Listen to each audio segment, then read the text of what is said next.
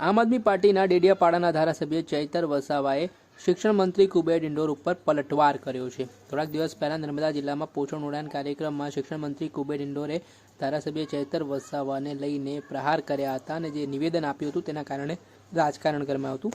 ત્યારે છોટાઉદેપુર જિલ્લામાં એક કાર્યક્રમ યોજાયો હતો અને આ કાર્યક્રમ દરમિયાન ધારાસભ્ય ચૈતર વસાવાએ શિક્ષણ મંત્રી કુબેર ડિંડોર ઉપર પ્રહાર કરતાની સાથે વાત કરતા કહ્યું કે નર્મદા જિલ્લામાં મારા ત્યાં શિક્ષણ મંત્રી આવ્યા, તેમને શિક્ષણની જે પ્રવર્તમાન સ્થિતિ છે ગુજરાતમાં તેને લઈને વાત કરવાની જરૂરિયાત હતી।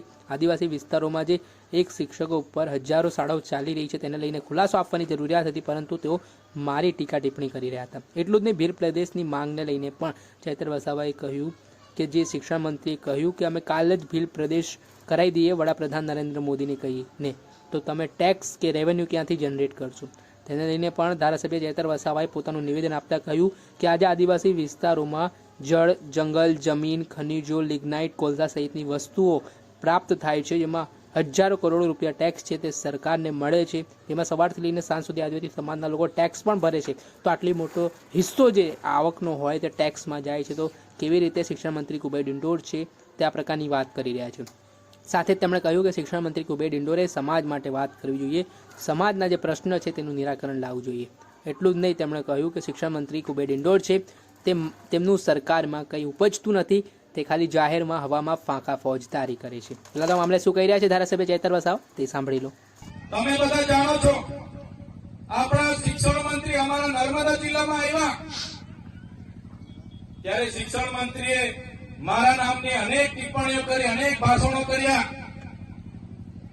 એમણે કીધું કે શું ખોટ પડી ગઈ, ત્યારે શિક્ષણ મંત્રીને હું કહેવા માંગુ છું, તમે શાળાના કાર્યક્રમમાં ઉપસ્થિત હતા શિક્ષણ મંત્રી તરીકે, તમે જે જગ્યા પર આવ્યા હતા એ શાળાનો કાર્યક્રમ હતો અને તમે શિક્ષણ મંત્રી છો, ત્યારે શિક્ષણ મંત્રી તરીકે તમારે એનું ચિંતન કરવું જોઈએ કે આદિવાસી વિસ્તારોમાં નકલી કોલેજો ચાલે છે નર્સિંગના નામે। આદિવાસી વિસ્તારોમાં એક શિક્ષકથી હજારો શાળાઓ ચાલે છે, એની ચિંતા તમારે કરવી જોઈએ। તમે પોતે મંત્રી છો અને આદિવાસી બાળકોને ઉચ્ચ અભ્યાસ માટે જે પોસ્ટ મેટ્રિક શિષ્યવૃત્તિ મળતી હતી એ તમારી સરકારે કેમ બંધ કરી, એનો ખુલાસો તમારે આપવો જોઈએ। શિક્ષણ મંત્રીએ એની વાત કરવી જોઈએ, એની જગ્યાએ ચૈતર વસાવા શું કરે છે એની વાત કરતા હતા। ત્યારે એમણે કીધું કે અમે તો કાલે વડાપ્રધાનને મળીને ભીલ પ્રદેશ આપી દઈશું, પણ ભીલ પ્રદેશ કઈ રીતના ચલાવશે, અહીંયા તો કોઈ આદિવાસી ટેક્સ ભરતા નથી। ત્યારે શિક્ષણ મંત્રીને ખબર ન હોય તો એમની જાણ માટે હું કહી દઉં છું, આદિવાસી વિસ્તારમાં જે પાણી છે, વીજળી છે, લિગ્નાઇટ છે, રેતી છે, પથ્થર છે, જળ છે, જંગલ છે, જમીન છે, એમાંથી અનેકો કરોડો ને પણ અબજો રેવન્યુ અમે જનરેટ કરીએ છીએ, એનાથી આ દેશ ચાલે છે। અમે કોઈના પર ભીખ નથી માંગતા, અમે સવારેથી લઈને અમે ટેક્સ ભરીએ છીએ, માચીસ થી લઈને જે પણ સામગ્રી અમે લઈએ છીએ એનો ટેક્સ અમે ભરીએ છીએ, અને તમારા મળતિયાઓ, એનજીઓ, એજન્સીઓ, કોન્ટ્રાક્ટરો ટ્રાઇબલ સપ્લાયનું કરોડોનું બજેટ સગે વગે કરે છે। ત્યારે આદિજાતિ વિકાસ વિભાગે, તમે મંત્રી છો તો આદિવાસી બાળકોની સ્કોલરશીપ કેમ બંધ કરી એનો ખુલાસો તમારે આપવો જોઈએ। 3 વર્ષથી વડોદરાની એમએસ યુનિવર્સિટીના વાઇસ ચાન્સલર બોગસ સર્ટિફિકેટના આધારે નોકરી કરતા હતા, હમણાં પકડાયા છે, એનો ખુલાસો તમારે આપવો જોઈએ, પણ તે આપી નથી શકતા અને હવામાં ફાંકા ફોજદારી કરે છે। ત્યારે ભીલ પ્રદેશ અમે કાલે આપી દેવાની મોટી મોટી વાત કરતા હતા, ત્યારે આપણા સમાજના એ પાર્ટીમાં રહેલા નેતાઓને કહેવા માંગુ છું, તમારી સરકાર અને તમારા સંગઠનમાં તો તમારું કંઈ ઉપજતું નથી, અહીંયા આવીને ફાંકા ફોજદારી કરવાનું છોડી દો, આ સમાજ માટે કંઈ કરો।